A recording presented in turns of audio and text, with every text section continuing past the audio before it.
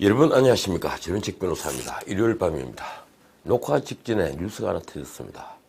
백운우의 이른바 비공식 특감반에서 행정관으로 근무를 하다가 최근에 서울 동부지검에 복귀를 했던 검찰 수사관 모 씨가 오늘 검찰의 참고인 조사를 앞두고 서초동 어느 사무실에서 죽은 채 발견됐다고 합니다. 그는 김기현 울산시장 수사에 가담을 했는데 울산까지 내려간 두 특감반원 중에 한 사람입니다. 현장에는 가족에게 미안하다는 등 메모가 발견됐다고 하는군요. 한편 이 사건을 보도하는 방송은 함께 울산에 내려간 경찰 출신 특감반원이 김기현 비리를 최초에 제보한 사람과 유착 관계를 의심받고 있다고 합니다. 글쎄요, 내일 다시 이 사건을 다뤄보기로 하겠습니다. 자, 오늘 제목입니다. 나에게 정보는 없다. 이 말은요, 제 두 번째 시집의 제목이자 낯술이라는 제 시의 첫 행이기도 합니다. 나에게 정보는 없다. 단 한 번도 정보를 상상하지 않았다. 막연한 것들에 둘러싸여 막연한 일들로 싸우다 잠드는 정말 개 같은 꿈에 시달렸지만 단 한 번도 개와 함께 마시지 않았다. 예, 제 시가 그렇게 시작이 됩니다. 그렇습니다. 적어도 권력은 물론 권력의 졸개인 개와 함께 마시지 않겠다는 고집을 저는 아직도 가지고 있습니다. 2차 대전 직후에 미국의 진보적 지식인 중에서 가장 유명했던 사람은 아마도 리오 휴브먼일 겁니다. 그는 월간 리뷰라는 잡지를 창간을 하고 20년간 편집장을 지냈습니다.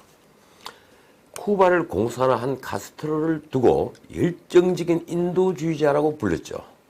퓰리처상을 두 번이나 받은 노먼 메일러도 비슷한 사람입니다.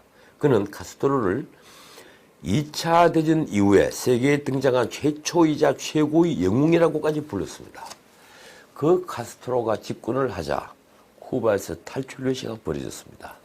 1960년대 모터보트를 타고 쿠바를 떠난 사람은 적어도 100만 명 이상이라고 합니다. 1980년 한 해만 해도 15만 명이 정치적 난민이 됐습니다. 그런 쿠바를 열렬히 지지했던 리오 휴브먼은요, 사회주의란 무엇인가라는 책에서 사회주의를 이렇게 정의했습니다. 사회주의는 자유의 시작이다. 사회주의는 인류를 괴롭히는 가장 심한 해악인 임금노예, 그리고 빈곤, 사회적 불평등, 불안, 인종차별, 전쟁으로부터 자유로워지는 것이다. 자, 어디선가 들어본 말 같지 않습니까? 임금노예, 빈곤, 사회적 불평등, 전쟁으로부터 자유로워진다. 사람이 먼저다. 이런 그들의 캐치프레이즈를 들으면요, 사람들은 굉장히 행복해합니다. 그런데 그런 구호와 그 결과는 사뭇 다릅니다. 그 결과를 미리 알던 사람들은 거친 바다를 모터보트를 타고 떠난 겁니다. 목숨을 건 대탈주였죠. 그런 보트피플은 베트남에서도 있었습니다. 이왕 말이 나왔으니 보수 진보 좌익 우익을 떠나 고위 공직자의 아들 딸들이 특별한 사유 없이 해외로 이주한 걸 전수조사해 보는 건 어떨까요? 저는 몇 개 고집을 가지고 있습니다. 그중 하나는요, 국가에 대한 의무를 다하지 않은 자는 공적인 발언권을 행사해서는 안 된다. 최소한 제한해야만 한다는 것입니다. 또 하나는 별다른 사유 없이 자식들을 해외 이주해 살게 하는 공직자는 공직자 자격이 없다. 물러나야만 한다는 것입니다. 자, 오늘 수두가 너무 길었습니다. 제가 하고 싶은 말은 다들 카메라 앞에서는 애국자인 것처럼 말을 하지만 그 가면을 벗기면 그렇지 않다는 겁니다. 폴 존슨은 모던 타임스라는 책, 야만의 왕국이라는 장에서 이런 말을 했습니다. 직업 정치인은 국가를 표의 관점에서 생각하고 보통 사람들은 국가를 정의의 관점에서 생각한다. 지금 패스트트랙 진국에서 누가 이 나라를 표의 관점에서 생각하고 누가 정의의 관점에서 생각하는 걸까요? 솔직히 말씀드리자면 저는 정치인들이 후안무치함에 정말 기가 막힙니다. 후안, 낯이 뜨겁다는 말이죠. 그런데 그런 정치인들이 권력을 쟁취해야 합니다. 도대체 대통령 직선제를 하는 나라에서 필연적으로 다당제로 가게 되는 연동형 비례제를 하자는 발상을 어떻게 할 수 있는지 저는 정말 궁금합니다. 그 다당제도 각종 이익단체가 명의를 떨치게 되는 문자 그대로 다수의 폭정이 예정된 다당제입니다. 연동형 비례제는 필연적으로 그렇게 됩니다. 도대체 정의당을 비롯한 군소정당들은 왜 연동형 비례대표제에 저리목을 맬까요? 몇몇 언론이 이를 분석했습니다. 그 결과는 대동소이합니다. 확실한 건 정의당은 어떤 경우에도 의석을 2배 이상으로 늘릴 수 있게 된다는 겁니다. 그러니까 민주당은 언제든 다른 야당들과 연합해서 포퓰리즘적 정책을 계속 밀고 갈 수 있겠죠. 어쩌면 연동형 비례대표제는 사회주의로 가는 길에 첫걸음이 될지 모릅니다. 이 판에 홍준표 전 대표가 아주 재밌는 말을 했더군요. 공수처법과 선거법 둘 다 막을 수 없다면 공수처법을 주고 선거법을 막아야 한다. 공수처법은 집권하면 폐지할 수 있지만 선거법은 절대 변경이 불가능하기 때문이다. 언뜻 일리 있는 말처럼 들리죠. 그래서 일각에서는 그게 차선이라고 하는 분도 있습니다. 그렇게 하자. 차선이다. 이러죠. 그런데 저는 묻고 싶습니다. 왜 이리 겁을 먹느냐고 말입니다. 홍준표 전 대표도 공수처가 위원회라고 하지 않았습니까?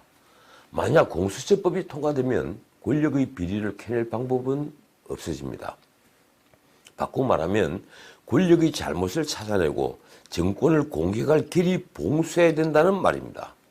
그런데도 웰빙 야당이 정권을 되찾아올 수 있다고 믿습니까? 자, 야당이 이렇게 약세를 보이니까 여당의 목소리는 점점 커집니다. 오늘 민주당 이해식 대변인은 한국당을 향해서 발상과 태도가 바뀌지 않는 한 향후 어떠한 타협도 없다고 못을 박았습니다. 발상과 태도가 바뀌어야 된다. 무슨 어린애 가르치는 것도 아니고 말이죠. 그분이 또 한 말이 이렇습니다. 향후 일정을 의회 민주주의 원칙에 입각해서 과단성 있게 밀고 갈 것이라고 엄포까지 놓았습니다. 하긴 엄포가 아닐지도 모르죠. 지금까지 그들이 한 일을 보면 설마가 사람 잡은 게 어디 한둘이었습니까? 한 말씀 드리지 않을 수 없군요. 의회 민주주의 원칙이라고 했는데 도대체 선거법을 상대방 동의 없이 밀어붙이는 게 의회 민주주의 원칙이라고 누가 말하던가요? 문명국이라면 선거법은 결코 다수결로 결정할 문제가 아닌 경기규칙이라는 걸 다들 알고 있지 않습니까? 하나 제가 경고를 드리겠습니다. 만약 선거법을 일방적으로 밀어붙여 연동형 비례대표제를 도입한다면 역사에 지금 집권 세력은 반민주 세력으로 낙인 찍힐 수 있습니다. 아니, 낙인 찍힐 겁니다. 더 놀라운 건 민주당이 지금 나경원 원내대표의 사퇴까지 요구했다는 겁니다. 나 원내대표가 제1야당의 원내사령탑을 맡은 후에 단 한 번도 대화와 타협에 의한 정치다운 정치를 해본 적이 없음은 주지의 사실이다. 말 참 어렵게 합니다. 그냥 나경원 의원이 말을 안 듣는다고 하면 될 걸 말입니다. 말이 안 통한다고 하면 되잖아요. 그러면 야당 원내대표가 공수처법이나 연동형 비례대표제를 순순히 받아서 국회의원 숫자까지 늘려 누이 좋고 매부 좋은 결과가 되었으면 만족했겠습니까? 홍준표 전 대표도 또 한 말씀을 했더군요. 당을 이 지경으로 어렵게 만든 임기가 다 된 원내대표는 이제 그만 교체하고 새롭게 전열을 정비해 당을 혼란에서 구하고 총선 준비에 만전을 기하기 바란다. 언뜻 들으면 은퇴한 원로가 하는 충고 같습니다. 제가 보기엔 현 지도 보니까 그나마 이 정도로라도 사오는 걸로 보이는데요. 어쨌든 나 원내대표는 12월 10일이 임기입니다. 다른 뉴스도 한둘 보죠. 문재인 대통령이 휴가까지 내면서 지금 조각을 하다시피 하고 있다는데 언론 보도로는 김진표 의원의 총리 기용과 추미애 의원의 법무장관 지명이 확실해진 것 같습니다. 여당이 에드벌룬을 띄워서 여론의 반응을 보기엔 김진표 의원은 민주당 안에서도 총리 기용에 비교적 반대가 많은 인물입니다. 김 의원은 문재인 정부 초기 인수위 역할을 했던 국정자문위 위원장을 맡았지만 그의 보수적 경제관 때문에 특히 친문과 노동계의 반대가 아주 심하죠. 민주당 안에서는 그렇지 않아도 정세균, 진영, 원혜영 이런 친문이 좋아하는 후보군이 있는데 굳이 그를 에드블룬으로 띄워 여론 반응을 살필 이유는 없다고 봐야 합니다. 문 대통령 뜻이 이미 김진표 촉내라고 봐야겠죠. 어쨌든 다음 주 개각 발표가 나면 문 대통령 국정 지지도는 또 바뀔 겁니다. 어떻게 바뀔까요? 이번에 개각을 하면 이제 총선 전에는 여론을 바꿀 정치 이벤트는 미북 회담밖에 없습니다. 김정은과 트럼프가 만나서 회담이라는 걸 하면 또 여론이 바뀌겠죠. 그렇지 않아도 12월 3일부터 다시 미국과 방위분담금 협상을 벌여야 합니다. 문재인 정부로서는 이 협상은요 정말 어려운 고차 방정식일 겁니다. 만약 미국이 요구를 들어주면서 우리가 얻는 게 없다면 문재인 정부의 정치 동력은 확연히 떨어질 겁니다. 지지도도 폭락하겠죠. 또 협상이 결렬되어서 미군이 부분 철수라도 하게 된다면 그리고 한미 훈련이 완전히 배제가 된다면 그것 또한 문재인 정부에게는 치명적 영향을 미칠 겁니다. 그러니 지금 문 대통령은 온통 그 문제에 신경이 곤두서 있을 겁니다. 그런데 오늘 낭보가 하나 있었습니다. 그동안 지소미아 파기 문제로 미국 조야에 우리를 지원하는 세력이 줄어들었다. 친한파도 대거 등을 돌렸다 하는 말이 무성했는데 오늘 미국 의회가 트럼프의 방위비 압박에 제동을 건 겁니다. 미국 상원 외교위원회죠. 국방수권법 심의 과정에서 작성한 보고서에 한국의 상당한 방위비 분담에 대해 칭찬한다. 이렇게 명기를 한 겁니다. 이 보고서는 GDP, 그러니까 국내 총생산의 2.5% 국방비 지출은 미국 동맹국 중에 가장 높은 수준이라고까지 평가했습니다. 그뿐 아니라 평택기지, 캠프 험프리스죠.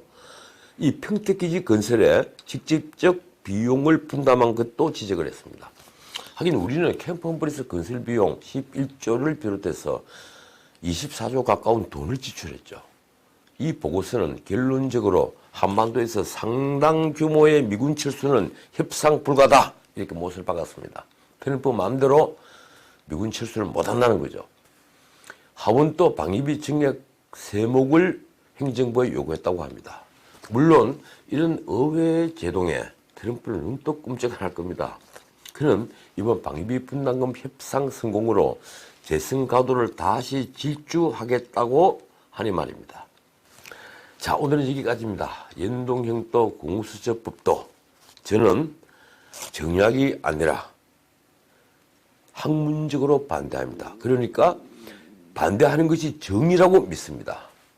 자, 지금까지 진우책이었습니다.